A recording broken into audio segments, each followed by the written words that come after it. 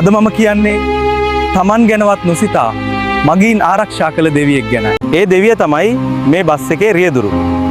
නමින් ඔහු කීර්ති බණ්ඩාර.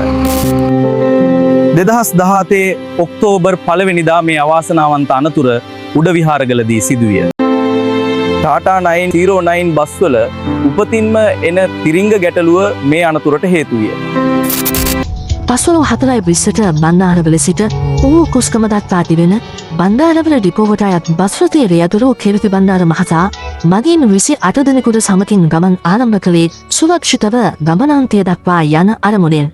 හපුතුලේ උඩ විහාරගල ප්‍රදේශයේ අඩි 500කට අධික බැවුම් සහිත මාර්ගයේදී හදිසියෙම බස් රථයේ තිරිංග ක්‍රියා විරහිත වූ බව දැනගත් කීර්ති බණ්ඩාර රියදුරු මහතා මගීන්ව දැනුවත් කළේ පිටුපසට වී ආරක්ෂිතව සිටින ලෙසයි. බස් රථයේ සිටි පොලිස් නිලධාරියෙකු සහ සේවා සටහන් කරුවෙකුද රියදුරු මහතාගේ සහායට පැමිණියමුත් උත්සාහය අසාර්ථක බව දැනගත් කීර්ති මහතා ඔවුන්ටද ජීවිතය රැකගෙන පසකට වන්නයි ඉල්ලීම් කළා.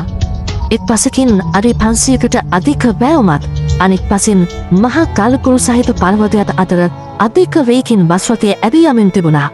තවත් නිමේෂයකින් අසරණ ජීවිත 28ක ඉරණම චේතනීයව විසඳෙන්නට තිබියදී මේ උතුම් මිනිසා රියදුරු අසුන සහිත පාර්ශවය තපාතයට තොටවිරුද්ධ දිශාවේ පිහිටි සුවිසල් පර්වතයක ගැටෙන්නට සලස්වා තම ජීවිතය පුද කර ජීවිත 28ක් බේරාගත්තා. අවසන මගේ ජීවිත 25ක් වෙනුවෙන් තම ජීවිතය නොබියව පුද කළ ඔහු මට නම් වීරයෙක්.